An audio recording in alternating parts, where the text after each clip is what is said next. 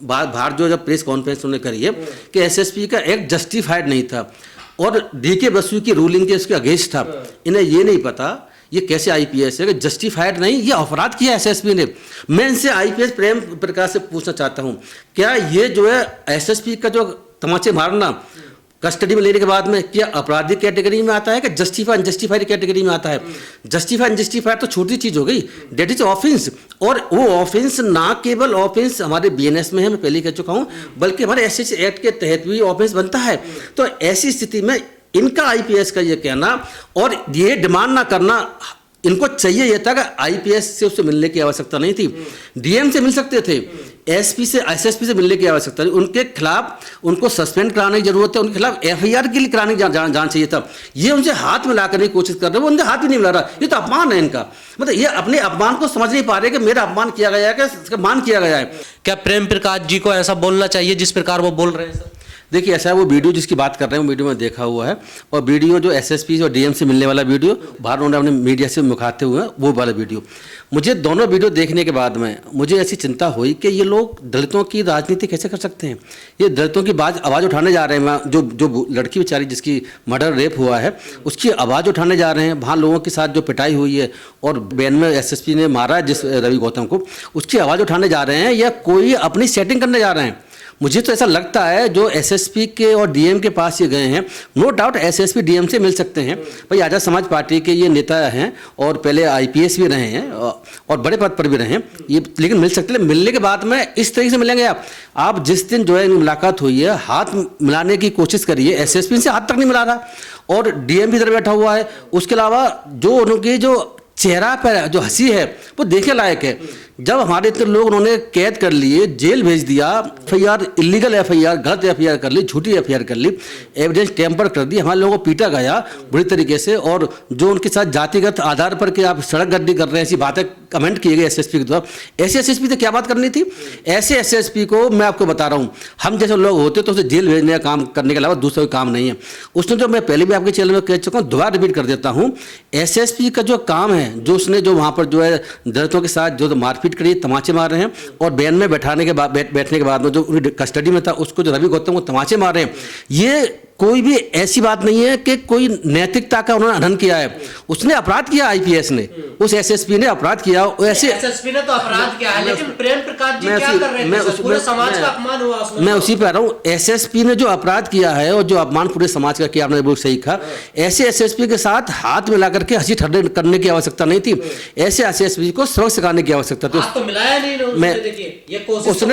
उसने हाथ मिलाने लायक भी नहीं, काबिल नहीं समझा ऐसे लोगों को। मैं समझ नहीं पा रहा हूँ कि ऐसे लोग दलितों की राजनीति या कोई भी राजनीति कर कह सकते हैं। इनको इतनी हिम्मत भी नहीं है कि जो एक दिन पहले इतना बड़ा कांड कर गया है उसके साथ धरना प्रदर्शन करने की आवश्यकता है, उनके खिलाफ कोर्ट में जाने की आवश्यकता है, उनके खिलाफ माहौल बनाने की आवश्यकता है। वो तो अंदर बैठ कर पता नहीं क्या सेटिंग कर रहे हैं। मैं सेटिंग से इसीलिए वर्ड इस्तेमाल कर रहा हूँ क्योंकि वो वीडियो जो एसएसपी का अंदर और इनका जो वीडियो प्रेम प्रकाश का, जो आज समाज पार्टी के नेता हैं, देश के लोग हैं जो आज समाज पार्टी की तरफ भी देख रहे हैं, तो मुझे लगता है कि उनको बड़ा धक्का लगा होगा, लगना भी चाहिए। मैं फिर दोबारा रिपीट कर दूं कि उसके बाद में आके उन्होंने जो बयान दिए हैं, वो बयान क्या है, इनकी भाषा क्या है? इनकी भाषा वही है जो एसएसपी पांडे की भाषा है। एसएसपी पांडे और पुलिस का क्या इसमें पता है डिफरेंस? जो सेम वो कह रहे हैं वही ये कह रहे हैं, सेम भाषा बोल रहे हैं। बाहर के लोग आ गए, वो के दूसरे जनपद के आ गए कि इन पे पहले केस चल रहे थे, लीडर लेस था। इसी तरह की भाषा इन्होंने करी है आईपीएस प्रेम प्रकाश हैं जो रिटायर्ड, कि भाई बाहर के लोग आ गए, लीडर लेस था, उन पर केस चल रहे थे। भाई हम पहले भी कह चुके हैं कि केस चल रहे थे तो केस तो चंद्रशेखर आजाद पे ज्यादा किसी भी केस नहीं चल रहे। चंद्रशेखर कितने केस चल रहे हैं, और चंद्रशेखर जो है वो कौन से जो है वहाँ के रहने वाले हैं मेरठ के, तो वो भी तो बाहर से आए हैं, और ये आईपीएस ये भी खुद बाहर से आए हुए हैं। मैं दोबारा रिपीट कर देता हूँ कि अगर किसी पे केस चल रहे हैं तो केस चलने की वजह से क्या उसके जो अधिकार हैं जो फैलने वाले वो खत्म हो जाते हैं? इन्हें ये भी नहीं पता। ये आईपीएस रहे होंगे तो मुझे समझ नहीं पा रहा हूँ कि इन्होंने अपने जहाँ जहाँ आईपीएस रहे होंगे, इन्होंने उस राज्य में, उस शहर में किस तरीके से कानून का पालन कराया होगा। मुझे नजर आ रहा है क्योंकि ये तो क्या करते होंगे, अगर कोई किसी पे केस चल रहा है, पकड़ लो उसको, जेल भेज दो। पुलिस क्या करती है, देखो ये अगर आईपीएस है तो मैं भी जज रहा हूँ, है ना, मुझे सब पता है। पुलिस की कार्रवाई सारी कोर्टों में ही आती है और कोर्ट किस तरीके से देखती है वो देखने वाली बात भी है।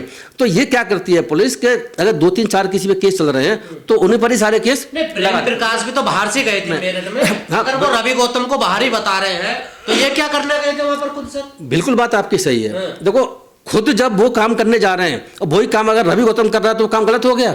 तो ये अपनी खुद की बुराई कर रहे हैं, इन्हें इतनी समझ भी नहीं है। मैं ऐसा कह सकता हूँ, कैसे आईपीएस थे ये और कैसे आजाद समाज पार्टी जैसी पार्टी में ये नेता बने हुए हैं, जो इतनी भी समझ नहीं है कि भाई आपने जो खुद काम आप कर रहे हो वही काम रवि गौतम ने किया। चंद्रशेखर को इनसे पूछना चाहिए ना, इनसे जवाब लेना चाहिए। देखो कि आप क्या बोल रहे हैं, ये जवाब लेने से ही बात नहीं बनेगी। मुझे ऐसा लगता है इनके खिलाफ कार्रवाई करने की जरूरत है। इनकी वजह से आजाद समाज पार्टी में जो आजाद समाज पार्टी के खिलाफ जो माहौल बना है इस पूरी घटना के बाद में, जो चंद्रशेखर आजाद ने वहां जाकर के आजाद समाज पार्टी की स्थिति सुधारी, लेकिन इन्होंने वहां पर जो ये गड़बड़ करके आजाद समाज पार्टी के साथ। को नहीं लगा चंद्रशेखर ऐसे लग रहे जैसे वो समाज के हित में काम कर रहे हो, समाज के लिए खड़े हो वहां पर, लेकिन प्रेम प्रकाश ऐसे लगते हैं जैसे एसएसपी के साथ खड़े हो, प्रशासन के साथ खड़े हो। मैं वही कह रहा हूँ, बिल्कुल आप सही कह रहे हैं कि, और लेकिन अगर एक बात और इसमें बता दूं कि अगर ये आजाद समाजवादी का प्रतिनिधित्व कर रहे थे, आजाद समाज पार्टी ने इन्हें भेजा था डीएम एसएसपी से बातें करने के लिए, तो और चिंता की बात है कि चंद्रशेखर आजाद को उनको ये नहीं पता कि हम जिस बंदे को भेज रहे हैं आईपीएस होने से कोई काबिल नहीं हो जाता। ये गलतफहमी में है। कितने आईएएस आईपीएस हैं, मतलब मुझे पता है, मैं जानता हूँ, लोग भी जानते हैं कि काबिलियत आईएएस आईपीएस से नेतागिरी में नहीं आती। नेतागिरी अलग तरह की चीज़ है, पॉलिटिक्स तो अलग तरह की चीज़ है। वो ऐसा नहीं कि आईपीएस आईएएस ही पॉलिटिक्स कर सकता है। कितने आईएएस आईपीएस को जानता हूँ, उन्हें पॉलिटिक्स जीरो रही, कुछ नहीं। उन्होंने पूछा, हाँ पार्टी ने टिकट दे दी तो जरूर नेता बन गए, लेकिन अपने बलबूते कुछ नहीं कर पाए। जैसी बात ये कर रहे हैं ऐसे चंद्रशेखर की छवि पे भी दाग लगा रहे हैं। दाग लग चुका है, दाग लग चुका है। और इससे भी लोगों में मैसेज चला गया कि चंद्रशेखर तो कुछ और कह रहे हैं, इन्हीं का नेता उनके साथ जो उस मेरठ कांड में साथ चंद्रशेखर गया है, ये आईपीएस प्रेम प्रकाश उनके साथ गए हैं, चंद्रशेखर साथ गए हैं। तो उसके बाद फिर ये मीटिंग कर रहे हैं, गुप्त मीटिंग चल रही है अंदर बैठ करके। उस मीटिंग में क्या दलितों के फेवर की बात कर रहे हैं, दलितों के अगेंस्ट की बात कर रहे हैं? देखो मुझे बताओ, दलितों को गलत बता रहे हैं। मैं बता रहा हूँ, ये कह रहे हैं कि एसएसपी का जो एक्ट था ना, बाहर जो जब प्रेस कॉन्फ्रेंस उन्होंने करी है कि एसएसपी का एक्ट जस्टिफाइड नहीं था और डीके बसु की रूलिंग के उसके अगेंस्ट था। इन्हें ये नहीं पता ये कैसे आईपीएस है कि जस्टिफाइड नहीं, ये अपराध किया एसएसपी ने। मैं इनसे आईपीएस प्रेम प्रकाश से पूछना चाहता हूँ, क्या ये जो है एसएसपी का जो तमाचे मारना कस्टडी में लेने के बाद में क्या आपराधिक कैटेगरी में आता है कि जस्टिफाइड अनजस्टिफाइड कैटेगरी में आता है? जस्टिफाइड अनजस्टिफाइड तो छोटी चीज हो गई, डेट इज ऑफेंस। और वो ऑफेंस ना केवल ऑफेंस हमारे बीएनएस में है, मैं पहले कह चुका हूँ, बल्कि हमारे एसएससी एक्ट के तहत भी ऑफेंस बनता है। तो ऐसी स्थिति में इनका आईपीएस का ये कहना और ये डिमांड ना करना, इनको चाहिए ये था कि आईपीएस से उससे मिलने की आवश्यकता नहीं थी, डीएम से मिल सकते थे, एसपी से एसएसपी से मिलने की आवश्यकता नहीं। उनके खिलाफ उनको सस्पेंड कराने की जरूरत है, उनके खिलाफ एफआईआर के लिए कराने की जान चाहिए था। ये उनसे हाथ मिला करने की कोशिश कर रहे हैं, वो उनसे हाथ भी नहीं मिला रहा। ये तो अपमान है इनका, मतलब ये अपने अपमान को समझ नहीं पा रहे कि मेरा अपमान किया गया है, कि मान किया गया है।